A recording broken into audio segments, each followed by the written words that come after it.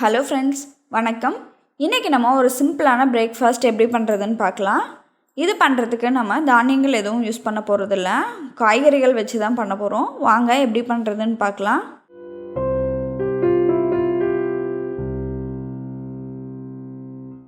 இது பண்ணுறதுக்கு நம்ம ஃபஸ்ட்டு எல்லா காய்கறிகளையும் நீளமாக கட் பண்ணி எடுக்கணும். எப்படி கட் பண்ணுறதுன்னு பார்க்கலாம்.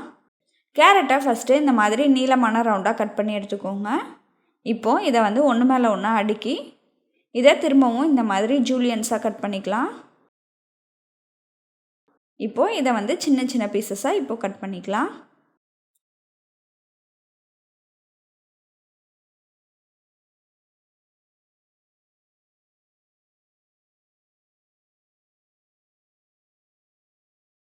இப்போ பாருங்கள், நல்லா பொடி பொடியான கேரட் நமக்கு கிடச்சிருச்சு.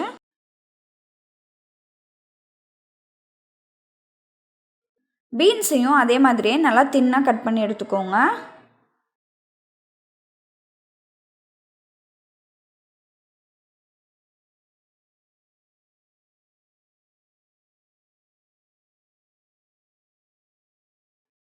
அடுத்ததாக காலிஃப்ளவரை இந்த மாதிரி துருவி எடுத்துக்கலாம். ஒரு மீடியம் சைஸ் காலிஃப்ளவரை இந்த மாதிரி துருவி எடுத்திருக்கேன். அடுத்ததாக வாணலியில் ஒரு 2 டீஸ்பூன் அளவுக்கு எண்ணெய் ஊற்றிக்கோங்க. எண்ணெய் நல்லா சூடான பிறகு அதில் 3 பல் பூண்டை இந்த மாதிரி பொடியாக நறுக்கி சேர்த்துக்கோங்க. பூண்டு நல்லா 2 நிமிஷம் வதங்கின பிறகு அதில் நம்ம கட் பண்ணி வச்சுருந்த கேரட்டையும் பீன்ஸையும் சேர்த்துடலாம்.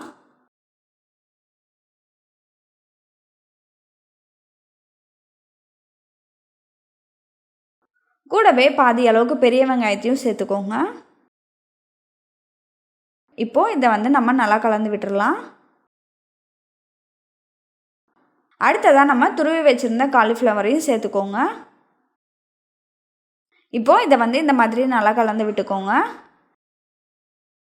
இப்போது இதில் 1/2 டீஸ்பூன் உப்பையும் 1/2 டீஸ்பூன் மிளகுத்தூளையும் சேர்த்து நல்லா இந்த மாதிரி கலந்து விடுங்க.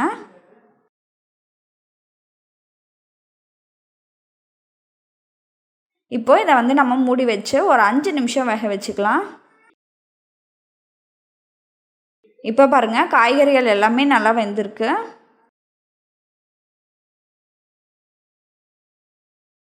இப்போது இந்த காய்கறிகள் எல்லாம் இந்த மாதிரி ஓரத்தில் தள்ளி விட்டுக்கோங்க.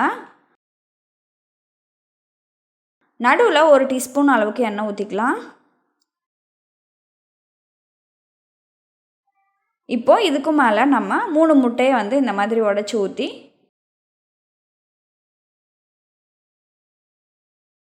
நல்லா இந்த மாதிரி கலரி விட்டுக்கிட்டே இருங்க. அப்போனா தான் நமக்கு சின்ன சின்ன பீசஸாக கிடைக்கும், இல்லைன்னா பெரிய பீஸ் ஆகிடும். இப்போது இது கூட கொஞ்சமாக உப்பு மிளகுத்தூள் சேர்த்து நல்லா கலந்து விடுங்க.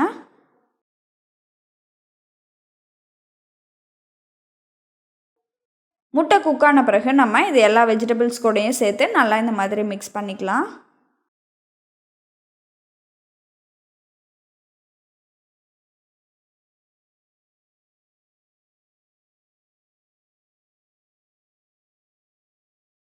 இப்போ பாருங்கள், நம்மளோட சூப்பரான காலிஃப்ளவர் பிரேக்ஃபாஸ்ட் ரெடி ஆகிடுச்சு.